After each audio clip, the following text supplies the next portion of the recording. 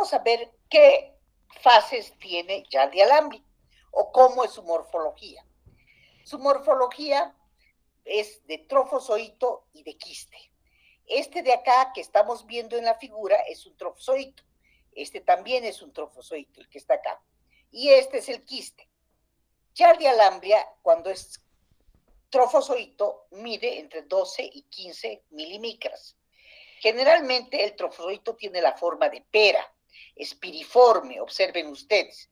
Tiene la forma de pera, presenta dos cariosomas, dos núcleos, estos pequeños de color blanco son los núcleos, y estos de color negro son los cariosomas.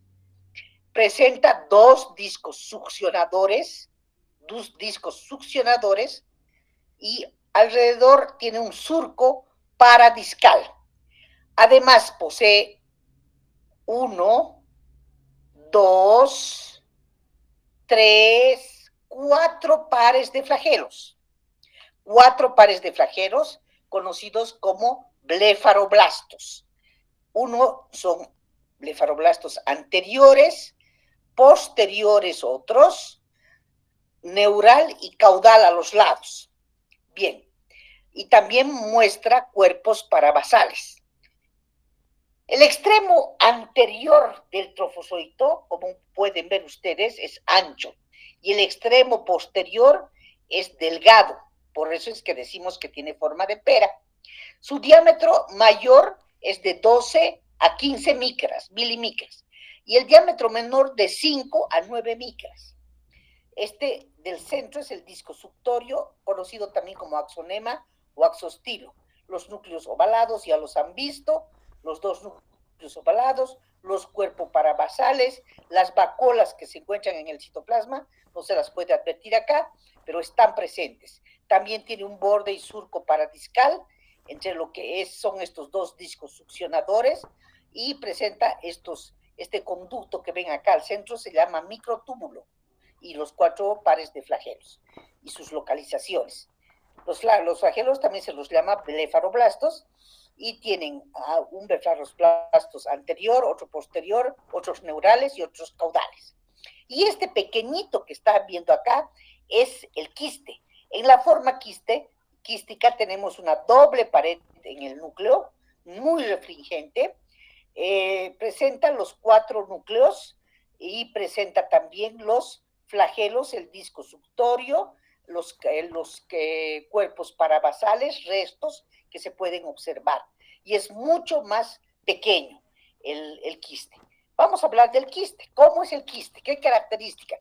El quiste, esta es una fotografía del quiste vista al medio ambiente o cuando está en las heces fecales. Este quiste es muy resistente al medio ambiente. Es ovalado, tiene la forma oval, puede medir entre 6 y 12 micras, o sea, es mucho más pequeño, la mitad de lo que mide el trofozoito. La pared quística tiene una dimensión, esta doble pared que es bien refringente, como pueden observar, puede medir inclusive hasta 5 micras.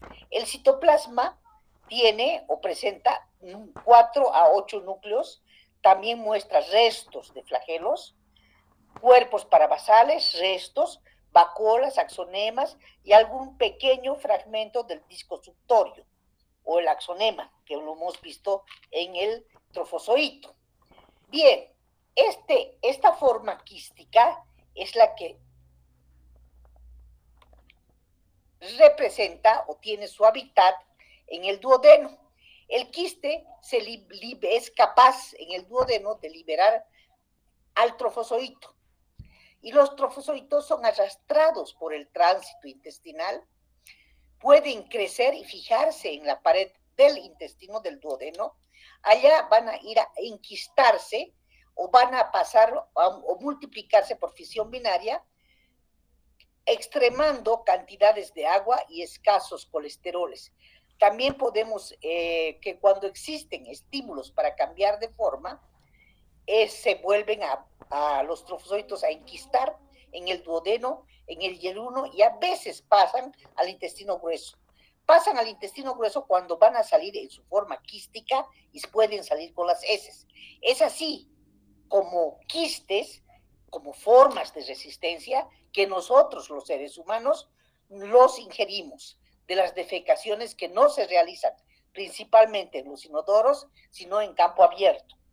Una vez, de acuerdo a eso, esto es lo que más o menos se entiende como ciclo biológico.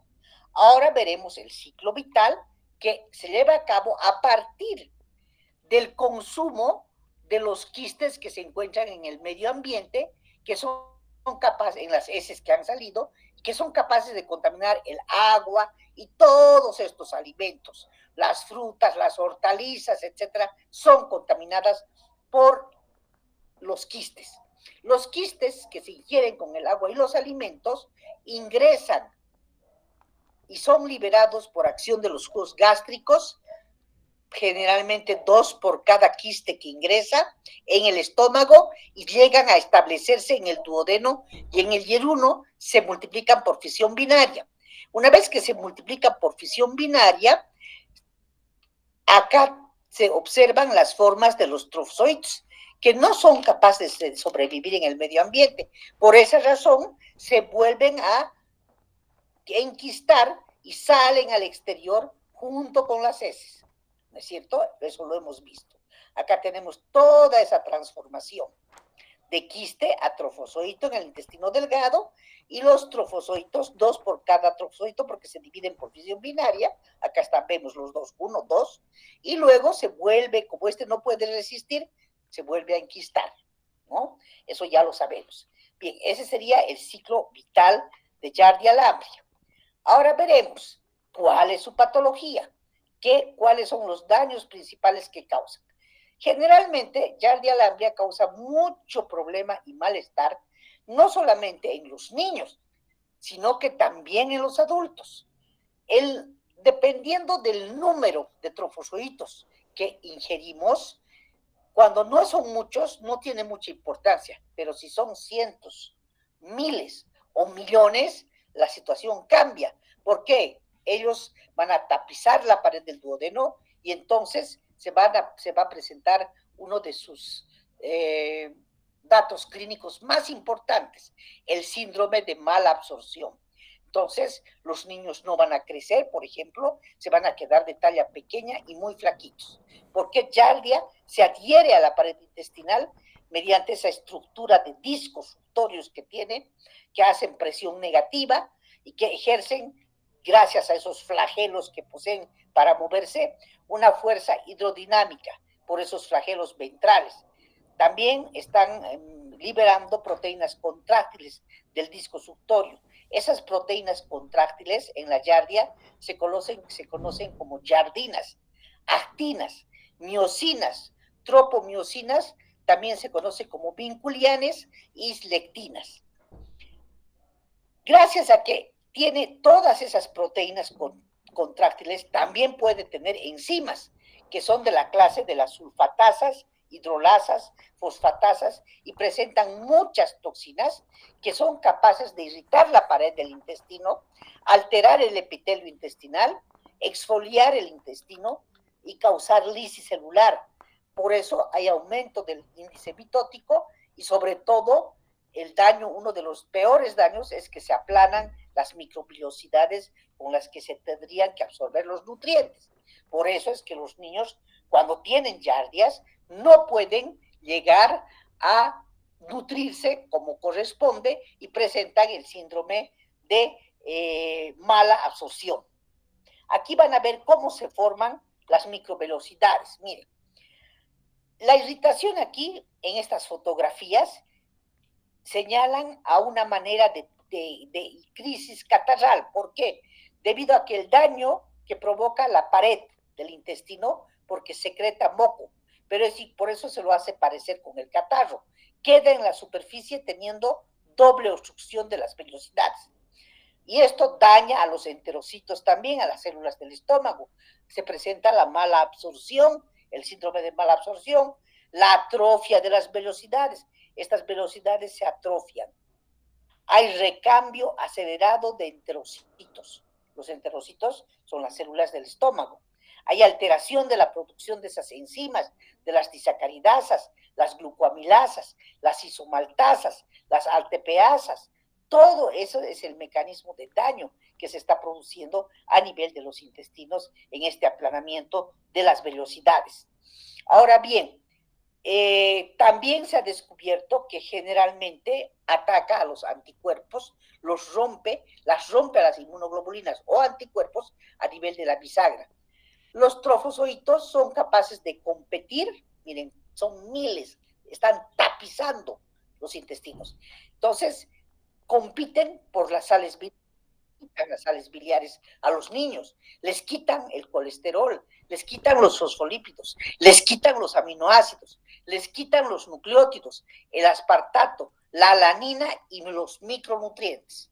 Entonces produce gran daño principalmente a los niños pequeños, también a los adultos, pero principalmente a los niños. O sea, ¿por qué? Porque epidemiológicamente hablando, dice que es de mayor frecuencia la giardia en los niños. No hay diferencia de sexo, ataca tanto a mujeres como a varones. En los países en vías de desarrollo, epidemiológicamente, se indica que existiera entre un 20 y un 69% de la población parasitados con giardia. La transmisión, ya la saben, es fecal oral. ¿Cuáles son sus manifestaciones clínicas de importancia? ¿Cuánto tiempo incuba este parásito? Entre 12 y 19 días. Y entonces se presenta un dolor en el epigastrio, en la boca del estómago, como diríamos. Las heces se tornan muy fétidas, produce una diarrea explosiva, que generalmente la diarrea de las giardias puede llegar a flotar porque tiene mucho gas, produce meteorismo.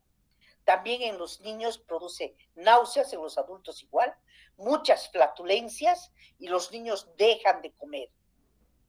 En muchos niños se presenta el vómito, la palidez de sus caritas, de su piel, la palidez de tegumentos, como se llama, los borborigmos y la talla de estatura baja, porque obviamente esto es producido por el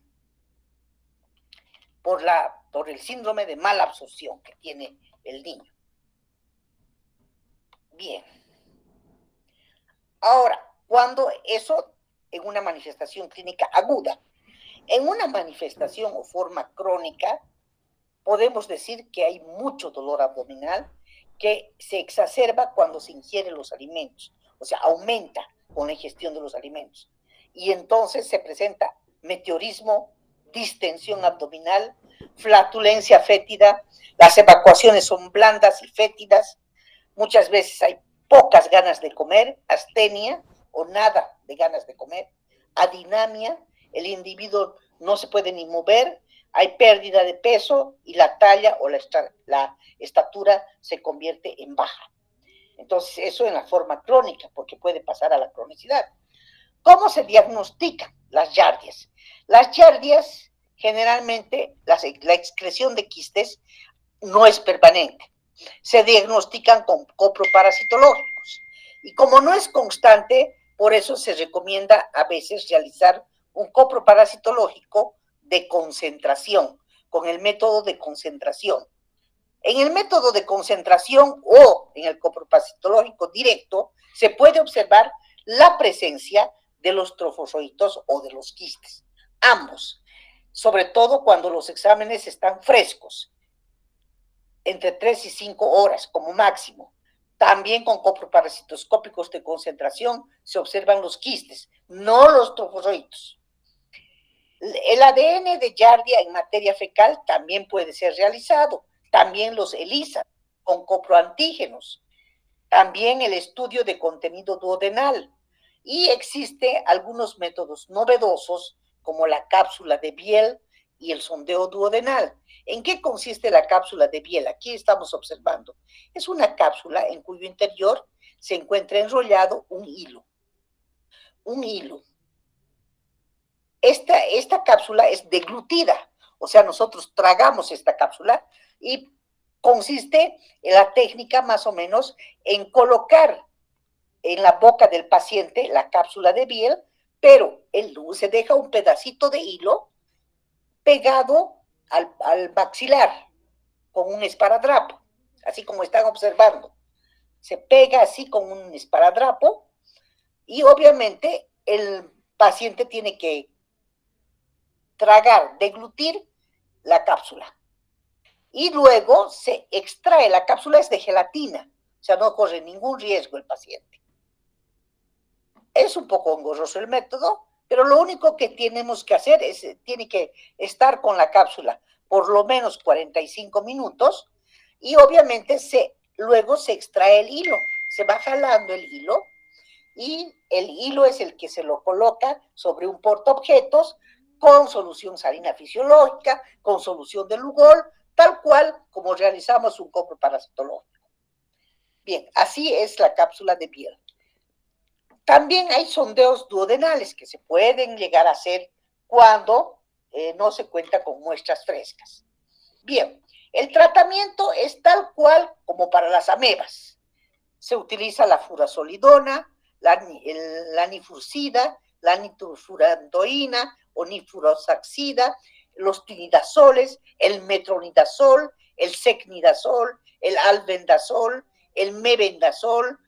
Estos ya son nombres comerciales, emesol, ornidazol, nitazoxanida. Todos estos son los que más utilizamos también para la mebiasis. El tratamiento es el mismo. 3 cápsulas, una cada día o una sola cápsula. Hay cápsulas de 500 miligramos, una sola cápsula. ¿No es cierto? Entonces, generalmente, este es el tratamiento, el mebendazol y la nitazoxanida. Son los mejores, pero también se pueden administrar estos otros, dependiendo de los médicos. Eso recetarán los médicos. Ahora, ¿qué cuidados debemos tener? El agua, hay que procurar siempre tomar agua saneada, sanitizada, libre de quistes. Hay que realizar un manejo adecuado de excretas, o sea, tiene que haber baños, ¿no es cierto? Tienen que existir. Y en el campo, en lugares donde no existen, por lo menos tienen que haber lo rudimentario para poder evitar estas parasitosis, estos protozoarios. Y sobre todo, buenos hábitos de higiene personal. Lavado de manos con agua y jabón. Lavado de manos. También tiene que existir la costumbre de desinfectar a las frutas, a las verduras, de realizar una buena higiene en los utensilios de las cocinas, o sea, un buen lavado de platos, de tazas, de cubiertos. Sobre todo, también se debe realizar controles a los que manipulan los alimentos. Pero eso acaso en nuestro medio se realiza. No, si comemos en las islas, ¿no es cierto? Solo Dios sabe si tendrán una buena cantidad de agua para lavar y desinfectar bien los platos, los utensilios de cocina. Pero en fin, por eso es que hay tanta yardiasis, es muy alto, entre un 20 y un 69% epidemiológicamente, y son estadísticas para el mundo en general, ¿sí? Bien, entonces aquí vamos a quedar, hemos visto el tratamiento, hemos visto todo. Ahora, si requieren ustedes preguntas, vamos a ir a las preguntas. Pueden preguntar en este momento. Se han conectado 68 personas, me alegra. Muchos son del grupo 300 y otros del grupo 310, con las que ya teníamos. Igual quiero comunicarles que estas diapositivas ya las tienen en el tema de protozoarios.